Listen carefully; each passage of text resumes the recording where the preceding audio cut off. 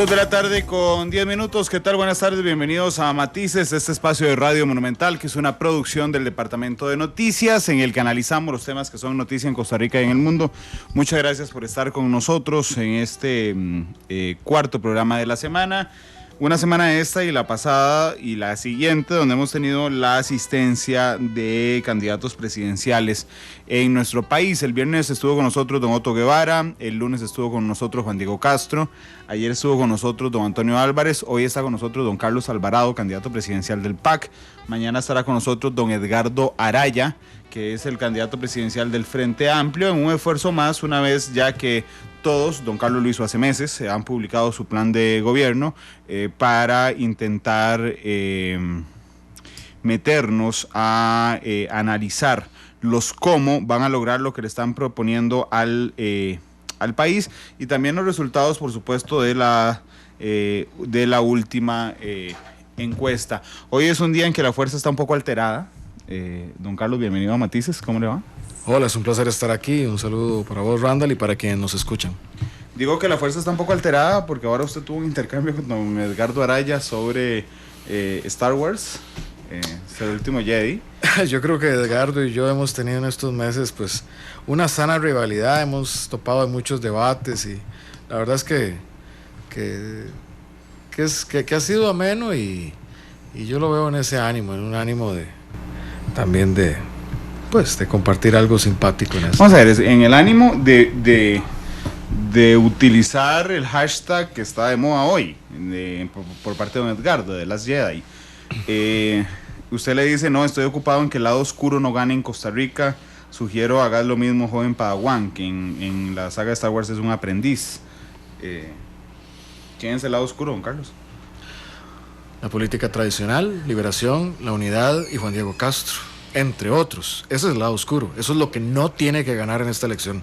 Es peligrosísimo. ¿Sabe por qué además le dije que la fuerza anda como alterada? Porque don Antonio Álvarez intentó reclamarle algo al presidente Solís hace unos minutos en Twitter, y en lugar de reclamarle al presidente, le reclamó al club de fans de Lady Gaga en España. Dice don Antonio Álvarez: rechazamos de forma categórica el manejo irresponsable de los recursos por parte del gobierno de @LGS oficial. El salario de los trabajadores es sagrado.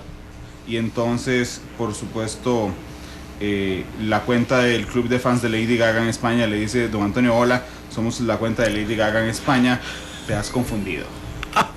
No sabía eso. Hay cosas muy importantes que resolver. Eso es lo importante. Hay cosas muy importantes que resolver. Entremos en materia. Las encuestas no le dan ninguna posibilidad a usted. Claro. ¿Cómo claro? ¿A dónde? De 39% indecisos que van a votar. Bueno, pero eso se le da a 13 candidatos presidenciales, no a usted. Bueno, yo soy uno de ellos, ahí está la opción. Pero sale bajísimo en las encuestas, don Carlos. No, es algo como ha salido del PAC, Luis Guillermo Solís, Otón Solís, y Luis Guillermo Solís fue presidente, y Otón Solís fue segundo en las diferentes instancias, entonces... Es curioso, cada vez que le pregunto a alguien que va abajo en las encuestas, dice, ¿eso le pasó a Luis Guillermo Solís? Sí, pero yo soy el del PAC, los otros no. Pero... ¿Usted se parece al presidente Solís en eso? ¿En qué? No, yo me parezco al presidente Solís en que soy del Partido de Acción Ciudadana, que es el partido que canaliza ese deseo ciudadano de muchas personas que no tienen partido, pero que cuando ven hacia uno y hacia otro lado las opciones políticas, encuentran en Acción Ciudadana la opción mejor en aquel momento y en este momento, de manera consistente. Es que el presidente Solís era más grande que el PAC. Se convirtió eventualmente. Sí, para la elección nacional. Correcto. ¿Usted cree que le pase lo mismo? Yo creo que Costa Rica necesita una alternativa. Yo no creo necesariamente que vaya a ser la euforia o la alegría la que vaya a visibilizar esa alternativa. Ojalá lo fuera, o la esperanza, porque sí necesitamos esperanza. Pero tiene que ser al menos la responsabilidad. Aquí nos estamos jugando muchas cosas y la gente tiene que ver lo que nos estamos jugando. Y nosotros somos la opción responsable, la opción que puede llevar a Costa Rica a un desarrollo y a una modernidad y no a un riesgo. Y yo, mi esfuerzo, mi gran esfuerzo y la lucha, con aciertos y con hierro, ciertamente, es visibilizar eso, esa posibilidad, que tenemos de ser un país mucho más desarrollado de lo que somos, porque podemos serlo, pero también de los riesgos que tenemos como país si volvemos al pasado, o los riesgos que tenemos si nos vamos en el guindo, como dicen. Pero vamos a ver, sería inviable una ruta de la alegría. Hay un montón de gente decepcionada con el gobierno del PAC. Pues sí, eso está ahí sobre la mesa. Eso es comunicador, es inviable una ruta de la alegría. Tienen que entrarle por algún otro lado. Yo no estoy proponiendo ninguna ruta de la alegría. Por supuesto, tienen que entrarle por algún otro lado. Así es. Y a los costarricenses, ¿qué hago yo? Hablarles con lo que considero que es lo que necesitamos en este momento. ¿Desde dónde les habla? Si no es desde la alegría. Desde la sinceridad. Desde la sinceridad, desde la austeridad, desde la honestidad. Desde un gobierno que hizo o ha venido haciendo cosas positivas de manera consistente, por más que don Antonio Álvarez quiera tapar el sol con un dedo y decir que no es así. Pero por supuesto, y a don Juan Diego también. Esos son, probablemente hiciste de los programas más emblemáticos de esta campaña, en el cual el líder de las encuestas, dice en televisión abierta, bueno, no sé en esto, y a la radio, que ¿cuál fue el vocábulo que utilizó, Randall? Con lo del hermano. Sí, ¿cuál fue? Que ojalá le hubiera partido la jeta. Ok, la persona que lleva la cabeza en las encuestas usó esos vocábulos para referirse a su relación con un hermano. El que sigue después no conoce siquiera lo que se ha venido haciendo en la política social, publica su plan de gobierno 2 meses después que nosotros, y en su plan de gobierno dice que va a unificar la ficha de información social, que va a hacer un sistema de registro único de beneficiarios y que va a utilizar mapas georreferenciados, cuando eso este gobierno lo hizo hace años. Entonces, desconocen siquiera lo que se ha hecho, lo ponen, publican en su plan de gobierno, lo manifiestan, que es algo que van a hacer, algo que ya se hizo, y esa es la propuesta que le dan a los costarricenses. Eso es lo que propone el segundo lugar en las encuestas, algo que ya se hizo. O sea, eso para mí no son ni siquiera planes de gobierno lo que presentaron, son planes de campaña, porque no les importa el fondo del gobierno. Eso fue lo que... Yo cuando vi esto de los planes de gobierno ayer, eso fue lo que me di cuenta. Nosotros publicamos el plan de gobierno hace 2 meses. Fuimos los primeros y los hicimos arriesgando a que nos fusilaran, como dicen popularmente, que nos copiaran todas las ideas. Pero vea que ni eso fueron capaces de hacer. Y publican sus planes 2 meses después con cosas o que ya se hicieron o con propuestas completamente inviables, o proponen una ley que uno de ellos, siendo ministro, firmó, ya siendo ministro, una ley que ya pasó, la proponen. Usted ve lo que... Por eso te digo que son programas, estos programas que has hecho los últimos días son emblemáticos. ¿Usted cree que son unas chambonadas?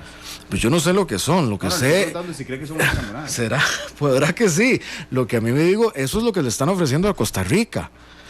Es eso lo que se le está ofreciendo a Costa Rica. Yo no quiero esa charlatanería para Costa Rica. Okay, son unos charlatanes. Bueno, me parece que eso es falto de seriedad, profundamente. Y no estoy hablando sobre cosas que no sean hechos. Eso que he dicho ahí señalado son hechos, ni siquiera son valoraciones. Esto que te digo son cosas fehacientes, claro, que han pasado en tu programa en los últimos días. Pero queda muy claro, y gracias por escuchar el programa, pero queda muy claro que para ustedes son un par de charlatanes. Yo no he dicho eso. Sí, pero le acabo de preguntar. Yo le he dicho que son acciones propias de la charlatanería. El que he dicho que son charlatanes sos vos. ¿Son charlatanes? Ellos. Que lo valore Costa Rica. Un presidente puede ser tan esquivo como usted. Siempre me pasa lo mismo con usted. Un presidente lo que tiene que hacer es hacer las cosas. Eso es lo que tiene que hacer un presidente. Usted no le habla desde la alegría, porque hay una estrategia diferente. Me dijo, les hablo desde la sinceridad. ¿Sería inviable también hablarles desde la esperanza, cuando hay un montón de gente decepcionada? Yo creo que hay esperanza. Hay esperanza en que se pueden hacer las cosas. Eso sí, las cosas se pueden hacer. Yo lo viví de primera mano. Yo lo vi. Se hizo, y esto es un hecho también fehaciente, la mayor inversión en infraestructura educativa en esta administración, la mayor construcción en infraestructura de acueductos en esta administración, la mayor visitación turística que registra el país en esta administración, crecimiento económico sostenido que no venía antes en esta administración, récord de exportaciones en esta administración, reducción de la pobreza efectiva con programas no solo de transferencias, sino de desarrollo integrales en esta administración. Récord de homicidios en esta administración, el caso de corrupción más grande de la historia en esta administración. Bueno, estoy diciendo cosas que demuestran lo positivo que se puede hacer. Yo no estoy diciendo que todo sea perfecto. Yo estoy diciendo las cosas positivas que se pueden hacer. Dame dos cosas negativas, que ya le dije, los homicidios y el caso de corrupción más grande en la historia del país. Ese no es el caso de corrupción más grande de todo el país. Lo tenés cuantificado, es más grande que los otros. En monto, sí. A ver. Yo digo en cosas que se han hecho mal, yo nunca he defendido que esto haya sido algo positivo. ¿A usted no le parece el caso de corrupción más grande de la historia? A mí me parece un caso de corrupción. Por eso no le parece el más grande de la historia. Pero habría que ver la cuantificación. Cuando se empezó a investigar la trocha, son 33 millones de dólares. ¿Cuándo se empezó? Porque terminó siendo en acusación del Ministerio Público 2,5 millones. Estos son 50 millones de dólares. A ver, y entonces, ¿eso qué diferencia que sea corrupción? Corrupción es corrupción. Sí, y eso yo no lo defiendo. En eso estoy de acuerdo con usted, que corrupción es corrupción. De hecho, en la entrevista de ayer de don Antonio, esa fue uno de mis argumentos, que corrupción es corrupción independientemente del monto. Pero lo que quiero es explorar en su criterio, porque usted me dice, bueno, no es un caso de corrupción, no es el más grande. Entonces quiero saber para usted cuál es el más grande. Te digo, habría que cuantificarlo. Yo recuerdo mucho los casos de Caja Fischel, de Isi Alcatel. Recuerdo mucho lo que ha pasado en relación con temas de la trocha. Podemos ir más atrás. Pero es algo que como Costa Rica tenemos que erradicar y contra lo que tenemos que luchar y no tener tolerancia alguna. Pero ¿qué digo yo?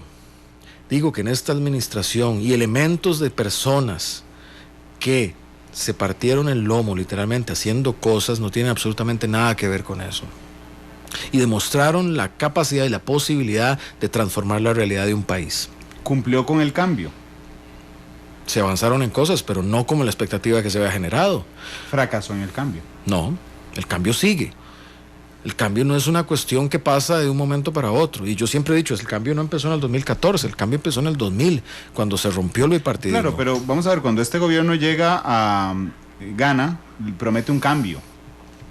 Que entiendo que la mayoría de costarricenses entendimos, yo lo entendí así también, que era un cambio en este gobierno, no un cambio a largo plazo. ¿Usted lo entendió a largo plazo? Yo hubiese deseado más avance, pero también hay que entender concesiones. Yo lo veo como una transición, pero por eso digo, no hay que volver atrás. No hay que volver atrás, o no hay que tomar un rumbo incierto y peligroso. Hay que mejorar aquello que se hizo mal y profundizar aquello que se hizo bien. Eso es lo que toca hacer a una próxima administración. Eso es lo que hay que hacer. ¿Se acuerda de la última entrevista? Aquí. Pues hemos tenido varias y todas son entretenidas. Particularmente sí. La última, no recuerdo le voy a recordar un punto de la última. Yo le pregunté en la última, don Carlos, ¿no es muy riesgoso guindarse de elementos de gobierno que cuando le salga algo malo al gobierno se le va a pegar a usted? Y usted me dijo, sí, es un riesgo que asumo. Y lo asumió y se cumplió. Se le pegó el cemento, don Carlos. Sí, se nos pegó a todos. No, pero ahora, usted es el candidato de gobierno. Sí, pero... candidato de gobierno, discúlpeme, no lo voy a decir así porque sería ir contra la Constitución. ¿Qué tengo yo que ver con el tema del cemento? ¿Qué tengo yo que ver con el tema del cemento? ¿Qué hice yo en relación a eso? ¿Qué tengo yo? Que yo sepa nada. Ok, bueno, partamos en eso también. Pero sí, en efecto es lamentable, yo lo he dicho, y no me hace gracia, me genera rabia como la gente. ¿Sabe por qué? Porque la gente en eso había esperanza y hay elementos de ese avance en muchas de las cosas que mencionó que se materializaron. Esas cosas son las que hay que profundizar y hacer. Esas y otras que podemos hacer y que tenemos que hacer en los próximos 4 años de cara al bicentenario. Pero no quiero salirme del tema. El cemento se le pegó a usted más. Vamos a ver, ayer se lo planteó Antonio Álvarez. Se le pegó a él, cayó, se desplomó en las encuestas innegablemente. Usted ni siquiera se asomó a las encuestas y tiene una diferencia con el Luis Guillermo Solís de hace 4 años. El cemento, efectivamente usted no firmó cheques, usted no habló con miembros de la junta directiva, usted no tiene nada que ver con el reglamento del cemento, pero es el candidato del partido de gobierno, un gobierno en el que se da un gran caso de corrupción, que es el caso del cemento. ¿Eso le impide que se den las encuestas, el tema del cemento? Sí, puede habernos impactado, ciertamente. Sí, puede habernos impactado. Es un tipo pero yo no estoy aquí. Bueno, muchas gracias, Randall, te agradezco eso. Pero yo estoy aquí no por cemento, no cemento. Yo estoy aquí porque Costa Rica necesita una oportunidad. Cuando yo me metí a esto... Costa Rica lo necesita usted, don Carlos. Yo no estoy diciendo que Costa Rica me necesita a mí, que necesita una oportunidad. Que necesita una oportunidad sensata, una ruta buena. Eso es lo que estoy poniendo sobre la mesa. Y hoy considero que en el Partido de Acción Ciudadana es donde está esa opción de desarrollo y esa opción moderna. Y esa opción también que es mesurada, que no es la institucionalización en burocracia de partidos políticos, que no es un gran riesgo. ¿Le duele que se le haya pegado el cemento? No me duele que se me haya pegado el cemento, me duele que haya pasado. Es que... ¿Y por qué no quita a Welmer? Ustedes, los compañeros periodistas, lo ponen como, me lo personalizan. Si es un problema para mí. Candidato. Sí, pero esto no es un tema sobre una campaña o un partido, es un tema de un país. Es eso lo que está ahí. Cuando yo me metí a esto, el partido o el gobierno no estaba necesariamente en su mejor momento. No. Luego fue generando su mejor momento, pero yo me metí a esto consciente de que hay una ruta que seguir adelante. Claro, pero en ese mejor momento fue la entrevista, la última que yo le hice. Y en ese mejor momento la estrategia que se la criticaron los opositores, porque era una estrategia muy buena en el sentido de que el gobierno está en el mejor momento, y llega don Carlos Alvarado y se anuncia, digamos, como quien va a seguir el proceso de gobierno, pero eso viene el caso del cemento. Quien va a seguir las cosas que son positivas. Se le pega a la clase política en general, pero en particular al candidato del partido de gobierno, y tiene a un candidato a diputado, Welmer Ramos, que estará aquí el lunes en el debate de Heredia, cuestionado por el caso del cemento también. Bueno, don Welmer ha dado sus descargos y a partir de las últimas informaciones, yo lo que he dicho es, voy a esperar a ver el informe que se dará el día lunes para emitir un criterio en eso, tanto con la información que don Welmer me ha dado como lo que ahí emane. Si don Welmer sale vinculado en el informe del lunes, usted lo separa de... Ahí yo tomaré la determinación. Podría ser más claro si le pregunto si sale vinculado con responsabilidades. Yo lo que he dicho es, veré el informe el lunes y ahí tomaré una determinación. ¿Por qué no quiere comprometerse de que si sale ahí vinculado, obviamente va a ser porque esto sería una pregunta hipotética? Yo lo que quiero es hacerlo sobre hechos. Si el hecho será el lunes cuando salga el informe. Claro, pero es que, digamos, usted me incluye la salida de una vez, me dice, y también escucharé el descargo con Welmer. Sí. ¿Por qué no? Vamos a ver, yo soy, créame, y usted me conoce desde hace muchos años, yo soy muy respetuoso del principio de inocencia. Bueno, igual que con don Fernando Rodríguez, el viceministro de Hacienda, a quien conozco desde hace mucho tiempo, dije en estos micrófonos, el hecho de que don Fernando se separe del viceministerio de Hacienda no es aceptar su culpabilidad, es separarse de lo público para ir a enfrentar los cuestionamientos desde lo privado. ¿Por qué no hacer lo mismo con don Welmer? Esa es una opción, pero yo lo que he dicho es, el lunes, teniendo todos los elementos sobre la mesa y el último elemento será el informe de la comisión, veremos el asunto. ¿Usted pidió la separación de don Fernando? Correcto, yo la pedí. Porque se estaba paseando en el país. En el país no, en la gente que confía en el gobierno. Y yo lo digo claramente, don Fernando como viceministro hizo una labor destacada. Porque yo lo digo con conocimiento de primera. ¿Por qué pidió la separación de don Fernando? Porque tenía un impacto, o sea, el tema de los mensajes hacía ver como una acción unilateral en beneficio de un particular. Que eso es algo que queda ahí en estela de esa duda. Y que haya tomado por cierta la palabra del diputado Zapata. Eso, desdichadamente, pone su gran carrera, porque él estaba haciendo una labor destacadísima, que yo lo sé de primera mano, yo fui su compañero, pero eso puso en entredicho parte de lo del gobierno, y por eso fue que se hizo esa solicitud. ¿Es diferente al caso de don Welmer?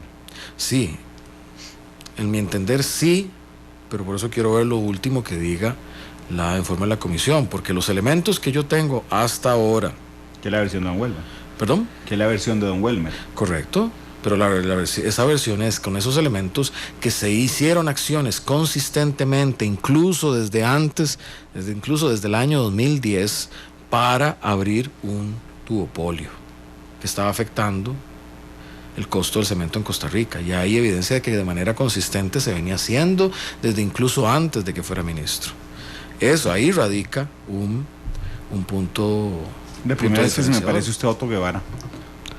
Eso no sé cómo tomar eso, Randall. No lo digo para que lo tome de ninguna forma. Es que don Otto, que estuvo el viernes aquí, usó la misma explicación. Desde hace muchos años ya había 8 diputados que estaban generando. Yo hablé con don Wilmer Ramos. Sí, pero es diferente. Don Otto tiene no sé cuántas llamadas directas con Juan Carlos Bolaños y gestiones directas con Juan Carlos Bolaños. Eso hay una diferencia sustantiva y una amistad demostrada con Juan Carlos Bolaños. Don Wilmer no. Pero bueno, como yo he dicho, será una determinación que yo veré y que veremos posterior a tener ese informe. Pero mantener a don Wilmer no es simplemente cumplir con la gente que apoyó a don Wilmer en la convención del PAC. Yo considero que él, por mérito, por conocerlo, tiene un espacio importante, juega un espacio importante en el partido. Eso es lo que yo he considerado. No tiene que ver con retenerlo para que la gente que votó por él en convención le dé el apoyo a usted. Es decir, la cuota de poder de don Wilmer ganado en convención se le brinda a través de una diputación. Eso no es un traslado así tan matemático como que se puede hacer. Randall, esos temas están sobre el tapete y yo los estoy abordando y los estoy abordando buscando ser no solo lo mejor para una opción política, sino también buscando un criterio de justicia en cómo aborde estos temas. Pero usted no es juez, no es mejor dejar que yo no soy juez. Se vaya a lo privado a defenderse y no le impacte más. Ya eso lo dije, eso lo determinaremos el lunes. Eso se determina el lunes. Eso se determina el lunes porque como en esto y como en otras cosas estamos atorados en situaciones de esta índole. Cuando yo veo los riesgos verdaderos de Costa Rica en muchas otras partes y los estamos jugando muchísimo en esta elección. Lo estamos jugando muchísimo en esta elección. En cada una. Y nos veo dispersos. No, en esta particularmente. ¿Por qué? ¿Qué nos jugamos en esta? Nos jugamos la institucionalidad democrática. Nos la estamos jugando. ¿Quién está amenazándola? Usted sabe.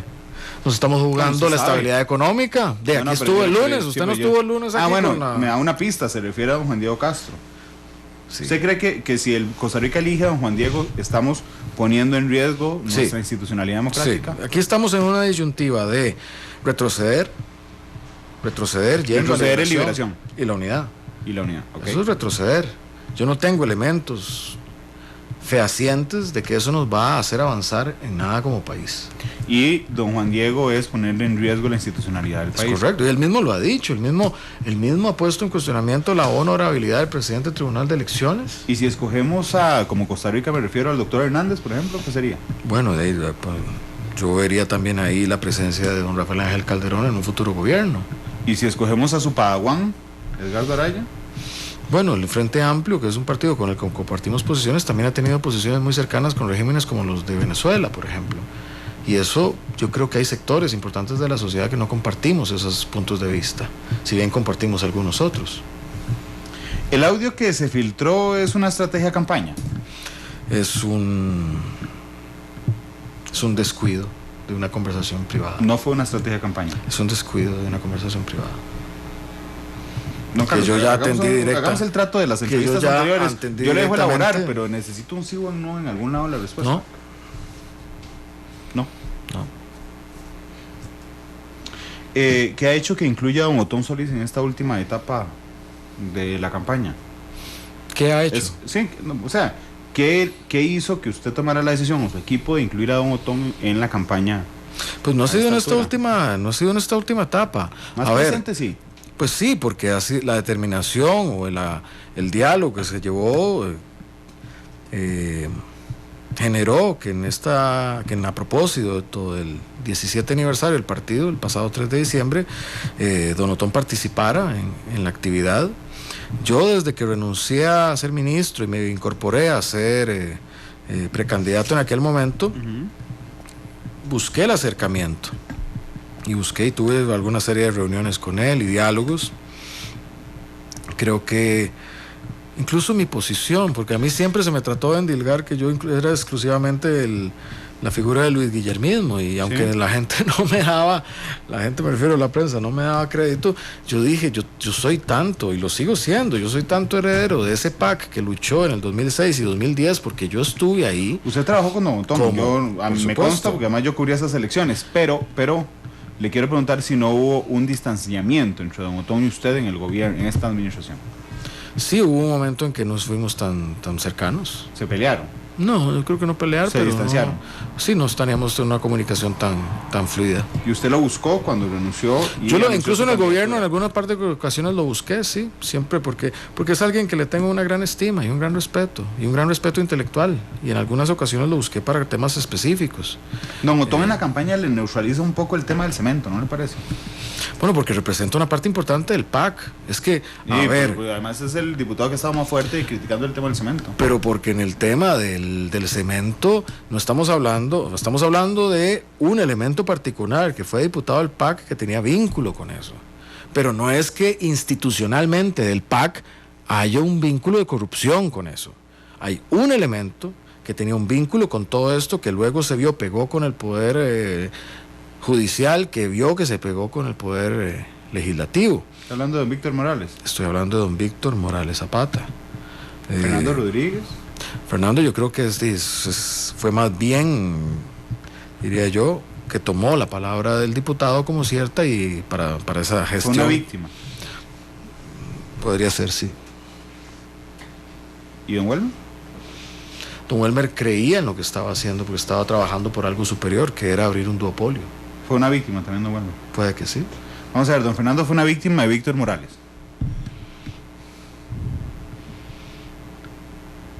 Le pregunto. Pienso que en el proceso, sí. Don Welmer fue una víctima de Víctor Morales. Yo creo que se vio en una oportunidad donde estaba haciéndose algo en lo que él creía y que creía desde el 2006 incluso, y no solo él, varios sectores. Es que hay que ver, la lucha contra el duopolio no fue nada más de... hay notas de la Cámara de la Construcción, de la Cámara de Comercio, que propugnaban que aquello se hiciera.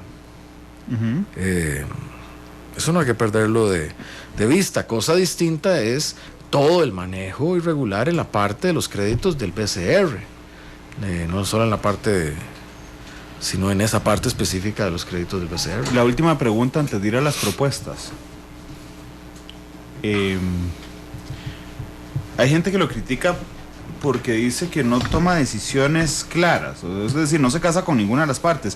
El día de la marcha, la polémica marcha a favor de la familia, algunos hicieron mofa suya porque usted dijo, yo apoyo a todas las familias. Y eso fue considerado como algunos como no tomar partido. O sea, ni decir, no estoy de acuerdo con la marcha, ni decir, defiendo a las familias diversas, sino, bueno, quedarse ahí nadando.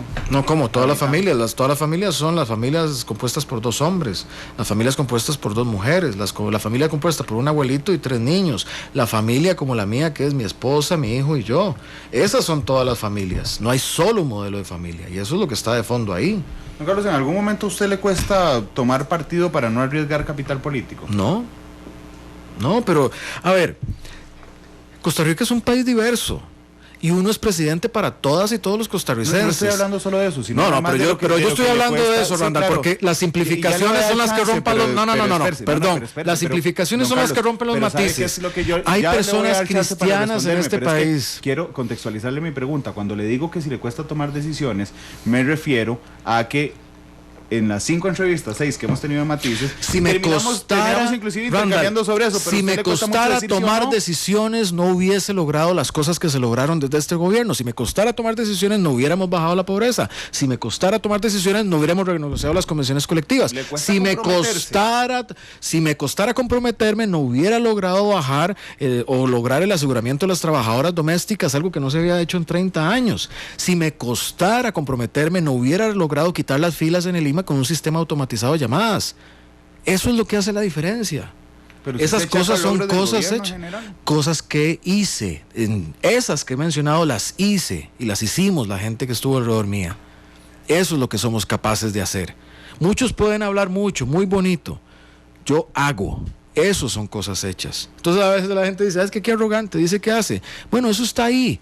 Y para eso es que procuro ser presidente, para hacer esas cosas realidad en Costa Rica, porque lo que necesitamos es arreglar cosas en la realidad, como la educación, el transporte público, pero en vez de meternos en los matices que tiene nuestra realidad, nos metemos en las polarizaciones. Un presidente en Costa Rica hoy tiene que aspirar a gobernar para jóvenes, adultos, creyentes, no creyentes, familias diversas, familias tradicionales. Claro, pero un presidente tiene que asumir posiciones, porque si no se nota. Y mis posiciones están en el plan de gobierno que publiqué en octubre con 188 páginas. ¿Y sabe cuál es la buena noticia? Que después de la pausa venimos a ver esas propuestas que publicó hace 2 meses en el plan de gobierno. Son las 2:40, vamos a la pausa. Gracias para las personas que nos acompañan también a través de Facebook Live, que están haciendo una inmensidad de comentarios. Muchas gracias, yo los estoy aquí viendo todos. Gracias por estar con nosotros. 2:40, ya volvemos. Son las 2 de la tarde con 45 minutos. Don Carlos, el hecho, vamos a ver, ya hablamos que hace 2 meses publicó el plan de gobierno. El hecho de que lo haya publicado hace 2 meses, le pregunto, no solo corre el riesgo, que ya usted lo anunció aquí, de que le copiaran o le fusilaran el plan, sino de que pasara un poco desapercibido en el momento en que todo el resto lanza sus propuestas. Tal vez a veces es donde uno puede pecar responsable. ¿Por qué se lanza el plan de gobierno? Nosotros lo lanzamos la primera semana que inició la campaña, por una razón muy sencilla, para que los costarricenses lo estudiaran durante toda la campaña. Porque si estamos pensando en una campaña de ideas, de propuestas y de cómo, queremos que la gente lo estudie por el mayor cantidad de tiempo, y ahí ha estado desde la primera semana de octubre que inició la campaña. Ese es el objetivo, además para dar una muestra fehaciente de que lo nuestro es gobernar, es llegar a renovar ese mandato para hacer cosas muy puntuales, muy específicas. Que, Randall, esto es lo más importante. Costa Rica necesita que nosotros hagamos contribuciones extraordinarias para renovar la posición de Costa Rica como líder en el continente. Eso es lo que tiene que hacer un próximo gobierno. Eso es lo que tenemos que hacer. No puede ser un gobierno ordinario. Más, el gobierno del Bicentenario tiene que sentar bases fuertes de renovar la plataforma poderosa de desarrollo que generó Costa Rica en los 40 y que nos ha mantenido de una manera diferente al resto de los países. Eso está llegando a agotarse y nosotros necesitamos relanzar políticamente eso, y para eso son algunas de las propuestas o muchas de las que están ahí. Dice en términos generales el plan de gobierno que quiere un país capaz de garantizar la seguridad ciudadana sin sacrificar los derechos humanos. El plan está hecho hace 2 meses, pero le llega hoy en un timing muy complicado, rompemos récord de homicidios. Este es el gobierno que más homicidios tiene en su haber. Homicidios dolosos, que son principalmente por ajustes de cuentas entre bandas y crimen organizado, narcotráfico. Se puso un poco abogado, don Carlos. Homicidios dolosos son asesinatos. Bueno. Ok, ese es el gobierno en el que los asesinatos tocaron el techo. Estamos en récord, nunca hemos tenido tantos homicidios como hoy. Una persona en Costa Rica muere asesinada cada 15 horas. ¿Qué hará usted diferente que no ha hecho este gobierno? Para garantizar seguridad ciudadana. Uno, hay que explicar cómo llegamos acá. Y eso no es el... Es un diagnóstico. Sí, pero es importante decirlo porque no es el gobierno el que nos lleva hacia acá. Hay que ver, en términos de seguridad, por ejemplo, en hurtos o delitos contra la propiedad, lo que son los indicadores se mantienen constantes. Es decir, ahí no ha habido un avance en esa materia. No, pero no ha habido un avance. Entonces no es ese indicador de delitos contra la propiedad un incremento. Pero ¿dónde está? En efecto está en los ajustes de cuentas. Costa Rica pasó de ser una zona de tránsito de la droga a ser una zona de almacenaje, y después pasó de ser una zona donde se pagaba con efectivo a que se pagara con droga misma, y eso empezó a generar territorialmente organización criminal, es lo que hoy vivimos, y lo que tenemos son disputas de mercado, don Carlos, y disputas de... Entiendo y he escuchado la explicación hoy suya, pero del ministro de Seguridad en varias ocasiones, del director del OIJ también, del anterior fiscal general un montón de veces, pero digamos, ya sabemos eso, ya sabemos cómo llegó aquí, ya sabemos que no pagan en efectivo, que pagan con cocaína, pero ese diagnóstico que usted me hace no me ayuda en nada a que se elimine esto. ¿Qué vamos a hacer? ¿Qué vamos a hacer, digo, como país? ¿Qué va a hacer usted si es presidente diferente? Uno, necesitamos aprobar la ley de extinción de dominio. Necesitamos golpear el crimen organizado en lo que más le duele, que es su capital. ¿Cómo la va a aprobar si a vista de las encuestas va a tener una fracción más chiquitita si usted gana de... Bueno, esas encuestas son una foto de unos días pasados, no la foto de febrero. Yo le he pedido a los costarricenses que me respalden con diputados y diputadas. Sería hipotético decir que el tamaño de la fracción va a ser el tamaño del respaldo mío hoy. hoy. El tamaño de la fracción será el respaldo que yo obtenga en febrero y el que estas personas que están indecisas, yo les pido apoyo para que tengamos una fracción robusta para hacer realidad la ley de extinción de dominio, golpear al narcotráfico, principiar al crimen organizado, no necesariamente, no solo como lo hacemos hoy en el menudeo, que es en la parte baja de la cadena de distribución, sino en el capital, es decir, en su músculo, en la plata, golpearlos donde más duele y donde más generan. Eso como una medida. Otra, tenemos que trabajar profundamente, como lo ha venido haciendo la actual viceministra María Fulmen, de una manera exitosa, con los gobiernos locales para recuperar la seguridad del territorio. ¿A través de policías municipales? No, a través de prevención con Policía Nacional, con mejora de espacios públicos, recobrar espacios públicos, por ejemplo, con cosas sencillas como iluminación, chapear, con cosas sencillas como recuperar o identificar seriamente dónde están los búnkeres o los puntos de distribución. Experiencia que se trae de las mejores prácticas de Colombia, donde la práctica fue exitosa. Sí, claro, eso hay que profundizarlo. Donde la advertencia, recuerdo, del exdirector de la Policía Nacional de Colombia, Oscar Naranjo, era: por Dios, por favor, no hagan policías municipales. Bueno, pues yo no estoy diciendo hacer policía municipal. Yo lo que estoy diciendo es profundizar. Porque los gobiernos locales, a quien le guste, a quien no le guste, son muy vulnerables. Pero los gobiernos locales pueden ayudarnos en ese tipo de cosas. Recuperación con luz, espacios públicos, espacios recreativos. Y eso tiene un gran impacto. Y una política fuerte de oportunidades en la materia de empleo, educación, que son formas... Dicen en Twitter que estoy demasiado amoroso con usted hoy en el demasiado. No importa, yo... ¿Esta qué será? ¿La quinta vez que...? La sexta vez.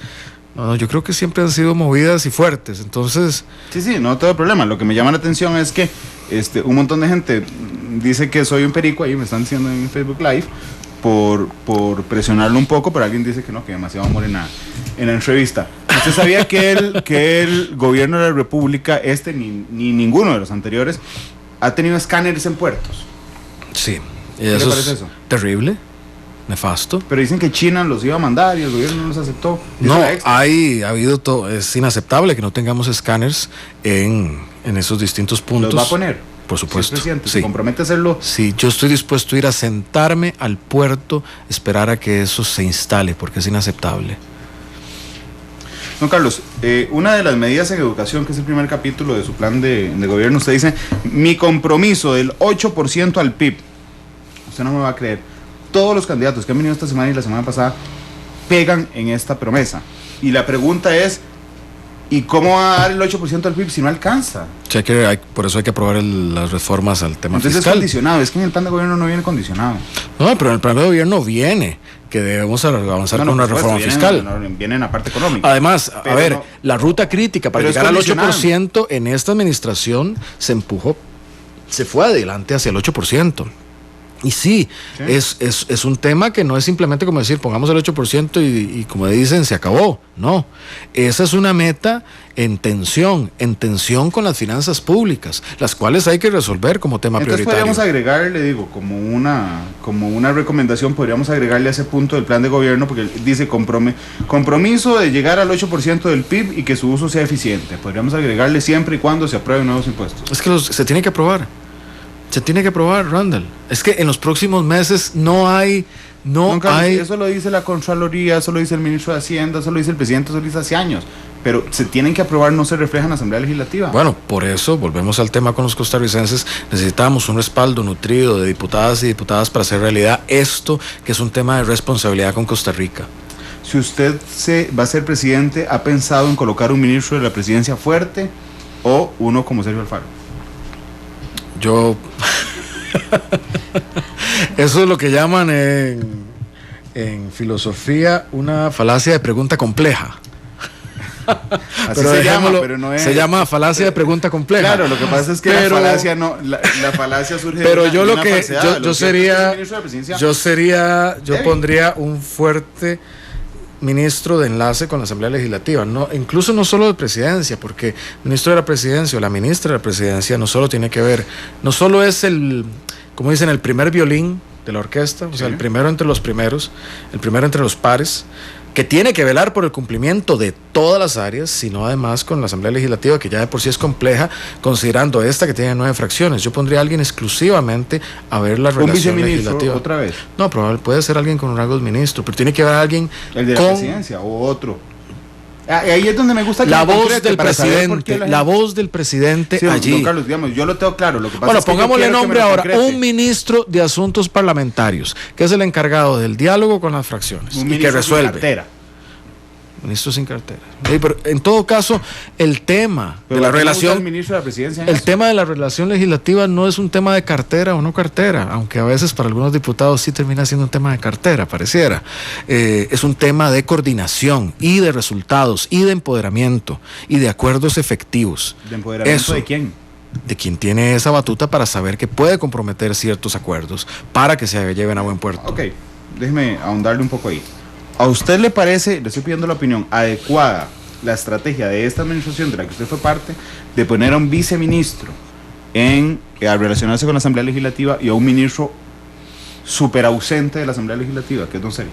En materia legislativa hay deudas y por sus resultados los juzgo, entonces no ha sido eficiente esa labor. En materia de otros campos como gestión ejecutiva sí ha sido eficiente porque hay resultados que se les ha dado Claro, seguimiento. pero yo le pregunté directamente por la relación con la Asamblea Legislativa. Bueno, esa la respondí directamente, vamos a ver, no ha sido el satisfactoria. 4 de febrero, cuando yo interrumpa la transmisión para ir a votar, cuando yo haga el balance por quién voy a votar, voy a saber que si voto por Carlos Alvarado va a nombrar a un ministro especializado o encargado directamente de la relación con la Asamblea Legislativa. O va a haber qué, o va a ver No, si el correcto. presidente... Alguien va a estar encargado de eso directo. Un ministro. Sí. Va a crear un ministerio encargado sobre eso. No hay necesidad va a de crear un nombrar- ministerio. Va a nombrar a un ministro. Yo necesito a alguien que sea mi mano derecha y que hable por mí en frente de los 57 diputados. Claro, Eso es cuidado, lo que tengo. cuidado con la mano derecha, porque es que, por eso quiero que sea concreto, porque es que, vamos a ver, aquí quién ha sido la mano derecha del presidente Solís. Randall, como lo he dicho en muchos foros, yo soy Carlos Alvarado. No, yo sé Yo que no usted soy le Luis molesta. Guillermo Solís.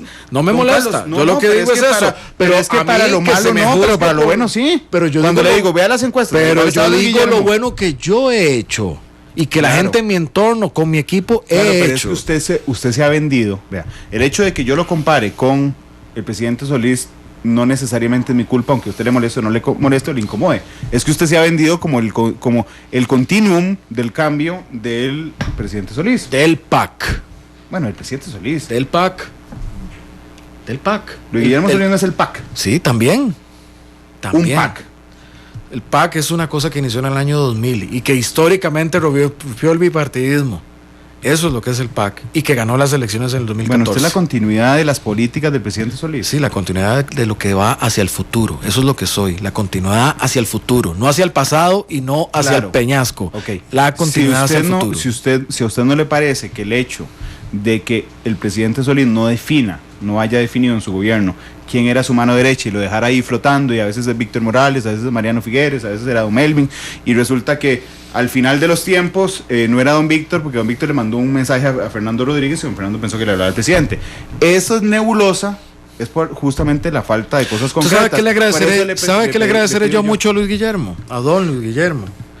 Eso, los aprendizajes. Porque él probablemente no tuvo la oportunidad que yo tendré de ver hacia atrás y ver esto y decir, esto lo podemos hacer mejor, esto lo podemos hacer diferente.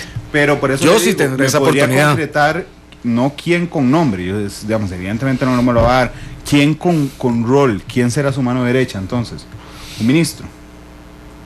Yo tengo en mente al menos 4 personas.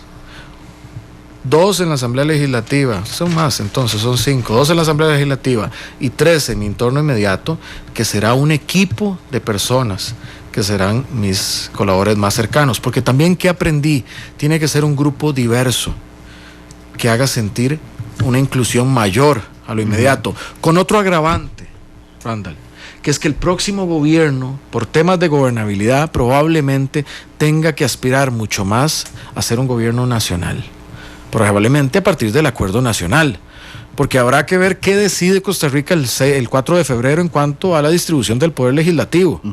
Pero el número mágico va a seguir siendo 29 para la mayoría simple y 38 para la mayoría calificada que requiere los cambios estructurales. Vamos a necesitar 38 votos probablemente para el 208 bis en el tema fiscal y un acuerdo nacional. Vamos a necesitar probablemente 38 votos si queremos reformar un reglamento legislativo que permita el filibusterismo como hoy. Vamos a requerir 38 votos para modificar cómo se eligen los magistrados o hacer cambios constitucionales de cómo queremos que se elijan representantes a diputados o cómo queremos que se conformen las juntas directivas, porque todo eso tiene que cambiar a partir de los últimos hechos.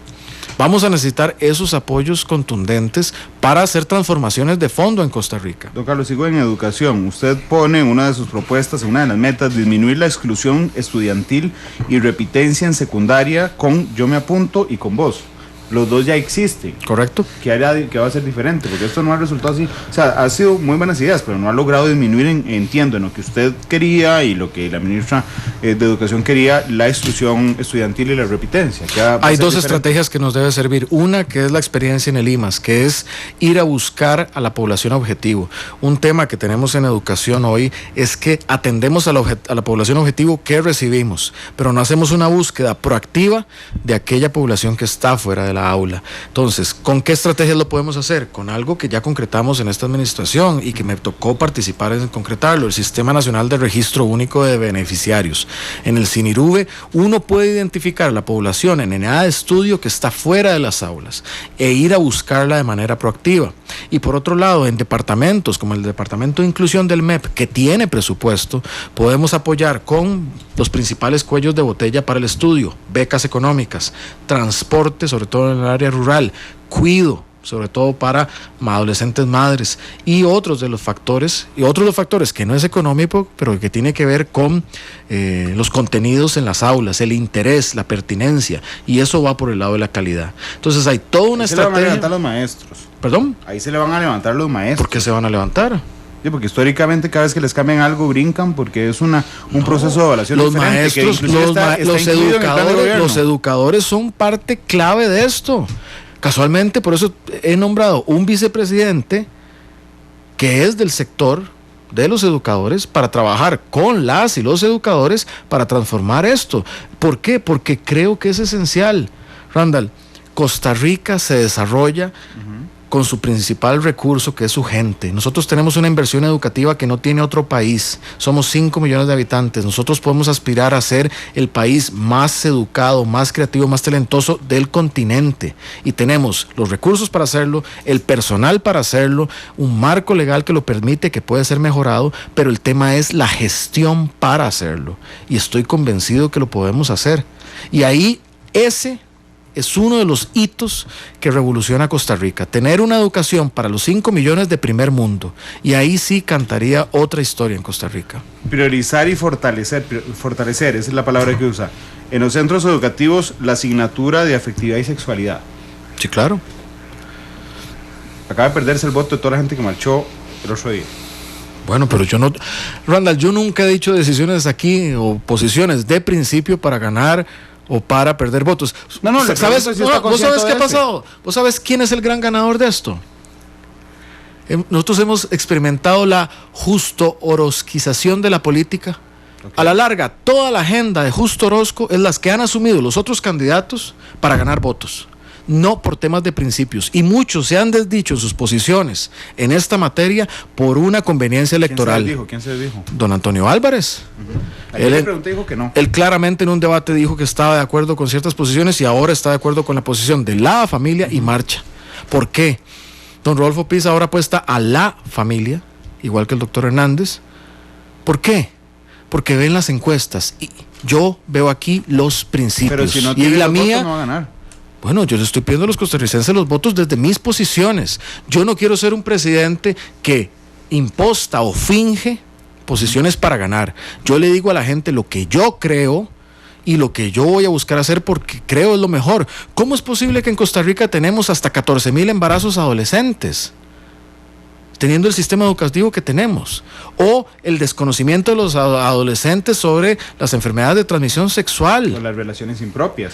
Bueno, los papás de esas criaturas adolescentes entonces y niñas son adultos. ¿tenemos o no tenemos que hacer esta educación en afectividad? Sí tenemos, y una visión republicana del Estado plantea esa herramienta de la educación como una herramienta transformadora. El FES le va a dar más plata todavía a las universidades, que todos los años tienen más que la inflación. El FES dice fortalecer el financiamiento a través del FES. Bueno, el FES será parte del financiamiento del... El FES tiene que existir. Claro, pero también es más grueso que la inflación. Pero también en el plan de gobierno ahí se plantea el trabajo conjunto con las universidades para que esto vaya apalancado de resultados específicos en una política de desarrollo. ¿Qué es lo que ha pasado? No, va a condicionar... Eso no es menor. Claro que no es menor, por eso quiero abordarlo ahí. ¿Usted va a condicionar el aumento del FES a resultados universitarios? No necesariamente condicionar, es Oiga, se le van a brincar de este tamaño por la violación a la autonomía universitaria. No es violación a la autonomía universitaria. Claro, cuando usted le diga a las universidades, me da los resultados a cambio del FES, va a tener a todo San Pedro bloqueado. Si los resultados son reducción de la pobreza, mejora del empleo territorial a través de ciencia y tecnología, mejora curricular para el progreso del país, ¿por qué las universidades van a brincar? No estamos en la misma pelea por desarrollar a Costa Rica. Ese es el acuerdo que hay que buscar, y a partir de presupuestos por resultados, que es lo que vamos a empujar en general en el gobierno de la República, es que desarrollamos este país. El problema hoy es que hacemos transferencias presupuestarias que no están comprometidas a ningún resultado. Tenemos que tener indicadores de resultado para ver este país avanzar. Eso fue lo que hicimos en el combate a la pobreza. Por eso tenemos indicadores no solo presupuestarios, sino de impacto en beneficio a personas. Ahorita hablamos de la pobreza, pero tenemos 20 minutos nada más y necesito ahondar o por lo menos pasar en algunas otras propuestas que usted tiene. Hábleme de educación, un tema de educación. Es el capítulo 1 del plan de gobierno por una razón, porque es el sector clave, donde más invertimos como país, donde más profesionales o personal tenemos y el que mueve la aguja en muchísimas dimensiones. Por eso es el punto central de nuestro plan de gobierno. Régimen de tipo de cambio flexible. ¿Qué es eso? En la parte de la política macroeconómica. Sí. En nuestra parte de la política macroeconómica, ciertamente estamos muy alineados con la política que ha llevado el Banco Central en esta administración. Tanto así que ha logrado devolver el valor adquisitivo a la gente. Pero la consolidación es permitirle al Banco Central que se meta antes de que haya un cambio abrupto en el tipo de cambio. Sí, con la autonomía que tiene el banco. También eso es otra cosa muy importante. Aquí en Costa Rica se ha hecho clientelismo político a través del Banco Central y nosotros creemos en la independencia del Banco Central para actuar en esto. Por supuesto, pero vamos a ver, una de las polémicas que ha habido por parte de las críticas al Banco Central es que los criterios para meterse a influenciar el tipo de cambio para que no haya cambios abruptos son muy subjetivos y casi secretos del Banco Central. Yo creo que la crítica real es que el Banco Central no se ha metido a hacer política económica para beneficiar a ciertos sectores. ¿A cuáles? Pero eso nadie lo dice. ¿A cuáles? A los sectores que ganaban. A los exportadores. A los sectores que ganaban en los gobiernos de liberación nacional. A los gobiernos, a los que movían el tipo de cambio en función de otros objetivos que no eran los de la gente. A los exportadores, don Carlos. Probablemente era uno de los sectores que se había beneficiado, pero además yo he hablado claramente con los exportadores. Nuestros criterios de competitividad no puede ser solamente la política monetaria y tipo de cambio. Usted les anuncia de una vez que el tipo de cambio va a ser Yo ya fui a un debate en Cadexco y yo dije muy claramente mi posición en cuanto a la política monetaria y en cuanto al rechazo a la Alianza del Pacífico, porque no tengo un reparo en tener que acomodarme en un foro para otro para decir lo que la gente quiere oír. Yo digo lo que son mis posiciones en estos campos, tal cual como lo son. Son las 3:07, permítame ir a la segunda pausa comercial, que es donde usted escoge la canción, por cierto, de cierre. Pucha. Dijo pucha, ahora criticamos a Juan Diego por decir jeta. 3:08, vamos a la pausa y volvemos.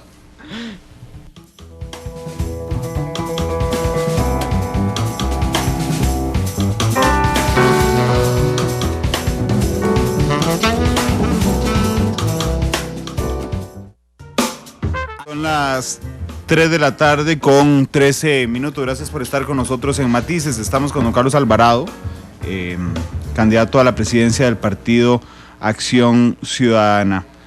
Hablábamos del tema económico, quiero ir al tema de empleo.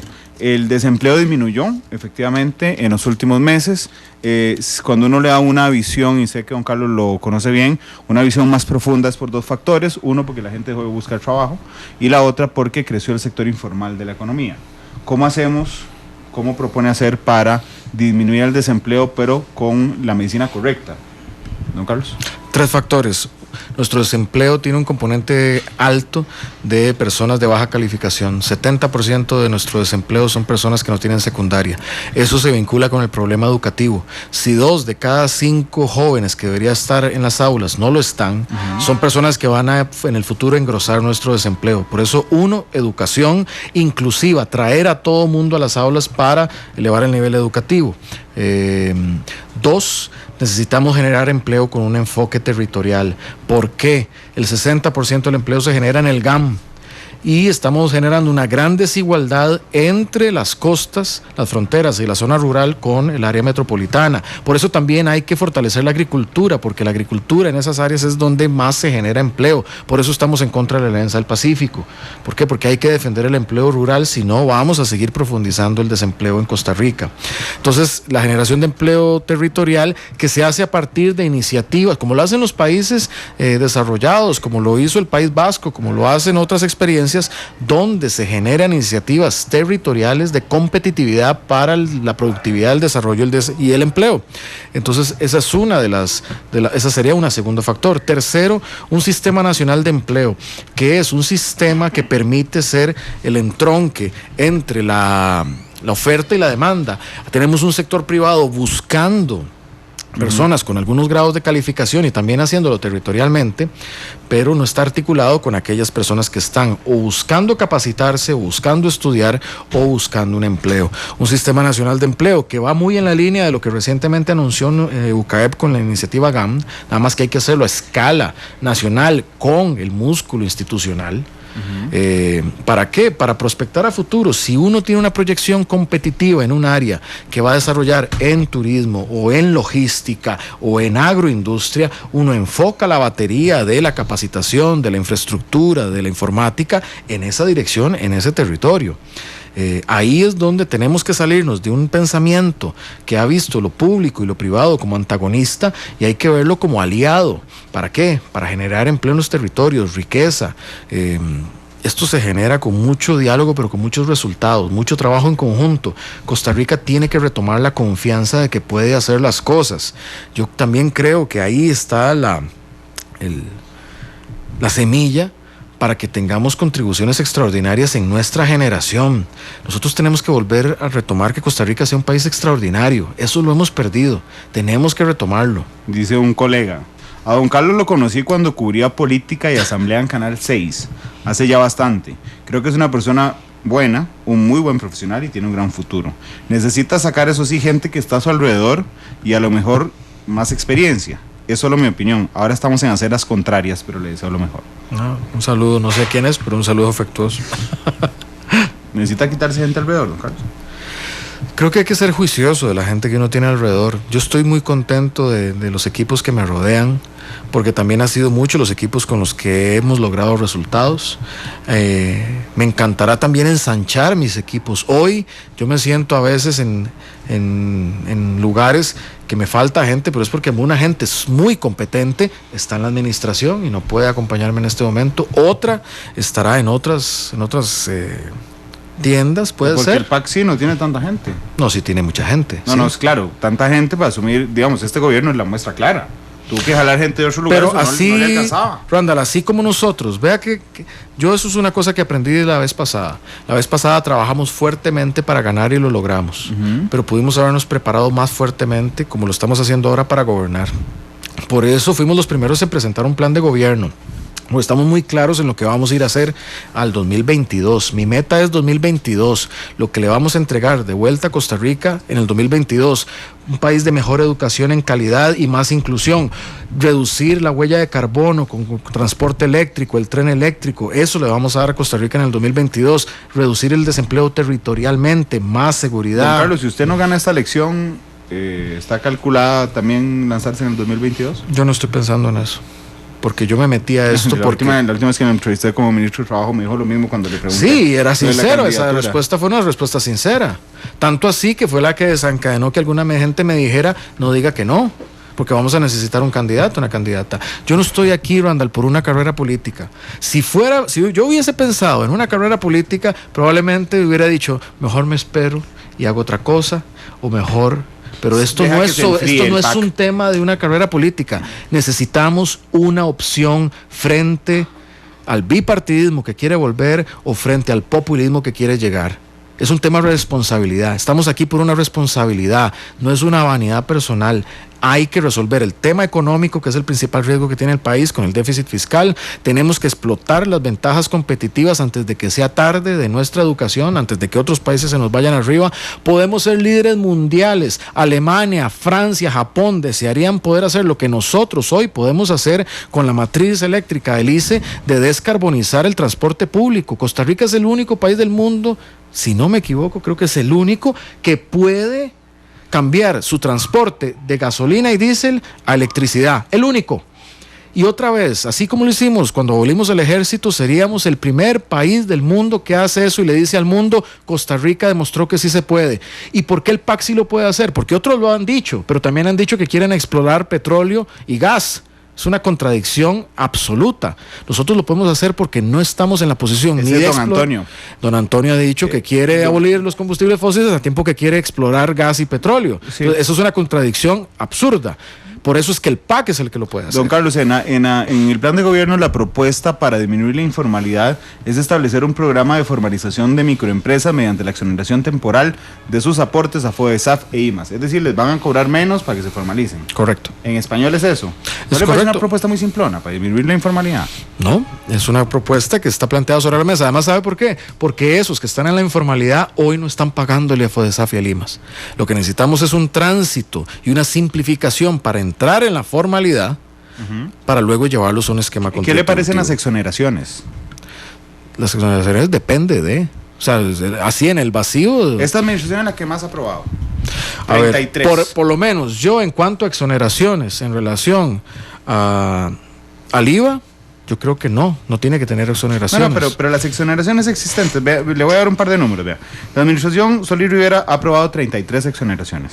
La administración Chinchilla Miranda 22. La administración Arias Sánchez 25. ¿Y cuál es la cuantificación de esas exoneraciones? Bueno, es que le voy a dar algún dato más. De estas 33 exoneraciones que aprobó la administración del presidente Solís, en los últimos 12 meses han sido 18. De esas 18 hay 11 que son infinitas, es decir, no plantean ni plazo, ni término, ni el impuesto en específico. Todas las exoneraciones que se han aprobado bajo el mismo formato sin término, desde el gobierno de Otilio Late hasta hoy, es el 5,7% del Producto Interno Bruto. Ahí está la Iglesia Católica, por ejemplo. Bueno, nosotros llevamos un plan fiscal que lo que procura es que sea progresivo. Por ejemplo, sí, pero no se vaya el plan fiscal. Las exoneraciones las va a revisar, va a eliminar las innecesarias. Sí, y las transferencias por ley directa, sí. Bueno, ahí en nuestro plan está revisando el tema de las transferencias directas. No, pero y las en exoneraciones no las vi por ningún lado. Por eso voy a nuestro plan fiscal, que es lo planteado en la parte económica. Pero tampoco dice nada de las exoneraciones en el plan fiscal. Digo, si se le acaba de ocurrir lo del beneficio de los sí, no sabía, voy a meterlo. ¿Cuáles son de las exoneraciones más groseras? Están en renta y están en valor agregado. Ahí están. Eso, el planteamiento que estamos haciendo es eliminación de la mayoría. Pero, por ejemplo, la Iglesia Católica está exonerada. Ahí me gustaría saber qué haría. Sí, mete al resto de denominaciones religiosas a la misma exoneración o saca a la Iglesia Católica la exoneración. Vamos a ver. Yo creo que esto hay que verlo con óptica de gobernanza y gobernante. Primero hay que ver la cuantificación. Es como lo que pasó con el impuesto a los libros. Le puede tener cuando se propuso este proyecto que primera línea de su plan de gobierno, respeto a la pluralidad de pensamiento. Correcto. Una sociedad de respeto profundo. Le voy a decir una cosa, esto es algo concreto, respetar la pluralidad de pensamiento. Por supuesto. Pero además es algo tremendamente simbólico. Entonces, no solo es cuánto seleccionar a la Iglesia Católica, es lo que pesa en lo simbólico, solo exonerarle a una iglesia. Pero lo que pesa en lo cuantitativo también, eso es importante en esto. Además, en qué sectores, si quiere, qué contribuye quién a la economía. Alguien dijo muy sabiamente que la política económica a la larga es la política de escoger entre quiénes son los ganadores y quiénes son los perdedores. Esa es a la larga la política económica. Y yo creo, desde esa óptica, el Partido de Acción Ciudadana, que tenemos que hacer una política que beneficie. Pero no me contestó lo de la iglesia. Pero, o sea, a ver, yo buscaré las exoneraciones o quitar las exoneraciones en función de sus impactos fiscales y el bienestar mayor. Claro, pero le estoy preguntando de una en particular. Y son las dos opciones que tiene. O la deja así, o incluye al resto de denominaciones, o saca a la Iglesia Católica. Particularmente no me he puesto a pensar en el tema este. No me está ocupando en este momento. Además, ¿sabes por qué? Volvamos a la primera línea de ese plan. El respeto a la pluralidad, y el próximo gobierno y el próximo gobernante tendrá que hacer un ejercicio profundo de respeto, porque somos una sociedad diversa. Y la forma en que tanto la política como los medios de comunicación como sectores están planteando la discusión es hacia la polarización. Pero pensemos ahora en diciembre que las familias van a estar juntas. En las familias va a haber gente, en esos núcleos familiares va a haber gente muy cristiana o muy católica, va a haber gente de familia tradicional, como va a haber personas divorciadas, va a haber gente gay, va a haber personas con discapacidad, va a haber personas de otro grupo étnico, va a haber de todo, porque de todo hay en Costa Rica, y estamos metiéndonos en discursos de la confrontación cuando lo mejor es el respeto de esa pluralidad. No se les puede quitar. No se les puede ni quedar bien a todos, ¿no? Pero el presidente es para y por todas y todos. Para decidir. Para decidir, y le tocó si usted queda presidente, imagínese el 9 de mayo aquí, don Carlos, va a quitar tal. Bueno, no sé, voy a pensarlo, voy a hablar. A ver, por eso digo las cosas que he hecho, porque he actuado. Claro, pero eso ya lo hizo y está en actas, y nadie se lo va a quitar, tiene la firma Carlos Alvarado. ¿Y qué han hecho los otros? ¿Qué han hecho los otros? Don Carlos. No, le pregunto, Randall, ¿qué han hecho los otros? Cada uno que viene, pero no voy a pasarle una lista de lo que han hecho los otros. Es que yo lo pongo sobre la mesa. Esa es la discusión. No me desvíe de ahí. Yo lo que quiero es saber a futuro. Yo tengo muy claro lo que usted ha hecho en el pasado. Lo he entrevistado 6 veces. A futuro, ¿qué es lo que va a pasar a futuro? ¿Quiere que le diga qué es lo clave que va a pasar a futuro? A futuro lo que va a pasar es que vamos a tener menor deserción en las aulas y mayores resultados en PISA. A futuro lo que vamos a tener es mayor generación de empleo territorial y disminución del desempleo. A futuro vamos a tener un tren eléctrico, disminución del uso de combustible y más transporte eléctrico. A futuro vamos a tener una reforma fiscal que se resuelve, que nos da estabilidad macroeconómica y que permite mayor inversión. Hacer con las exoneraciones a futuro? A futuro vamos a quitar muchas de las exoneraciones. ¿Por qué? Porque el plan fiscal que nosotros proponemos es uno progresivo. ¿Bajo cuál principio? ¿Cuál es el principio que orientador ahí? Cada quien pagando según su capacidad. Don Carlos, ese es el principio orientador. Nada más tengo la impresión y le doy la oportunidad para que me la corrija si mi impresión es errada. Pero no había pensado nada en las exoneraciones hasta que se lo pregunté. No, ya habíamos pensado, por supuesto. Y quienes me asesoran en la materia me han dicho, sí, tenemos muchas exoneraciones y tenemos que limpiar la mesa. De hecho, le pongo un ejemplo. Le pongo un ejemplo. Las exoneraciones que se han pensado para la gente más pobre benefician más el consumo de la gente más rica. Eso es lo que ha pasado con las exoneraciones, por ejemplo, del impuesto de ventas en Costa Rica, porque quien más consume son los más ricos. Entonces, en el esfuerzo de 33 aprobados por la en el esfuerzo de querer exonerar a la gente pobre, estamos subsidiando el consumo de los ricos. Eso debe cambiar, y por eso nosotros proponemos un IVA con devolución, que es el IVA en la medida de lo posible más progresivo que existe. ¿Bajo qué principio? Que contribuya más quien más tiene y proteger al más vulnerable, que es un principio solidario en el que yo creo. Uber. Todas las plataformas tecnológicas, tanto de transporte como de hospedaje, como financieras, no tienen regulación hoy en nuestra ley. Debemos hacer regulación porque son realidades. Debemos regularlas. Ok, no puede prohibir Uber. No es lo que me acaba de decir en términos muy sencillos, pero lo puede meter en cintura. Lo puede regular, eso es lo que va a hacer. Exactamente. Igual que Airbnb. Exactamente. O Bitcoin, o las diferentes, o los préstamos que son fuera de intermediación bancaria, pero se hacen vía plataformas digitales. Pero todo eso necesitamos empezar a estudiarlo con diputados y con la gente que más conoce de esa materia, para tener legislación líder en esos campos. ¿Va a mantener, si queda presidente, algún ministro de esta administración? Sí. ¿A cuáles? No voy a decir cuáles. ¿Y por qué? Ya son ministros. Sí, nadie se los va a robar. No lo voy a decir. ¿Por qué? ¿Por qué? Porque mi experiencia en la política es que cuando uno adelanta eso, no basta uno que lo adelante para que empiecen a torpedearlo, a atacarlo o a vilipendiarlo, muchas veces de adentro, muchas veces de afuera. Ok, entonces yo no me lo dice para cuidarlos. Por supuesto, porque quiero que estén en mi gobierno. ¿Cuántos? No tengo el número aquí. Digo, muchos, poquitos, uno. Algunos, pero no, algunos, pero los que considero que son destacados. Y hay unos que son destacados que no desean continuar. ¿Ya habló con ellos? Con unos sí, con otros no. Pero vamos por eso primero a ganar, para antes de tener ¿Puede esa hablar discusión. con ellos? Sí puedo hablar con ellos. No, legalmente puedo hablar, no sé, tengo la duda. Pues no sé si legalmente puedo hablar con ellos. Puedo hablar en el ámbito de la amistad también. Pues, No, Carlos, pero yo no sé si la beligerancia política entra. Exactamente, la beligerancia política. No, claro que oscurece, porque yo le pregunté, ¿ya habló con ellos? Obviamente respecto al tema de pues yo he hablado con mucha gente, No, pero usted me dijo, sí, hablé con ellos. Sí, he hablado con gente, sí. Pero ¿está seguro que no tiene riesgo de beligerancia política? No sé, tal vez algún diputado de Liberación de esos que me quiere tanto va a buscar la excusa para acusarme otra vez de beligerancia política. O tal vez sí cometió beligerancia política, si habló con ministros. Bueno, la última vez que se me acusó de eso, ya el tribunal determinó que no lo hizo. Sí, no, lo tengo claro. Mientras no afecte en los temas de lo público, yo no veo por qué. Yo en el ámbito de lo privado puedo hablar lo que me parezca. No, pero vamos a ver, la beligerancia política no es suya. De los ministros que hablaron con usted. O sea, yo cada vez que veo un ministro que me lo topo, yo le digo, venga, para darle un abrazo de beligerancia, les digo. Pero ya habló con ellos. Todos nos reímos. No, pero es que no hablo de su beligerancia, la de ellos, con los que usted ya habló. Con los que me acaba de contar al aire, yo no tenía idea que había hablado con ellos. Bueno, habrá que ver cuáles son con los que hablé para que vayan a buscarlos. Si ya no los dijo, ahora menos los va a decir. Bueno, por eso, entonces va a tener que ir a buscarlos, a ver cuáles son los que abracé. Lo que pasa es que si le abren causa y lo llevan a testificar, va a tener que decir cuáles. Bueno, ahí veremos. Probablemente será un presidente que tenga que ir a testificar por beligerancia política. Don Carlos, muchas gracias por haber venido. Es, como siempre, un gran placer. Cuénteme cuál canción escogió. Una de Sir Paul McCartney, muy acorde con ese mundo de respeto, aunque con un poquito de... Sí, ese mundo de respeto que hay que construir, ese mundo diverso donde hay que vivir y dejar vivir también. Gracias, don Carlos, gracias por estar con nosotros hoy.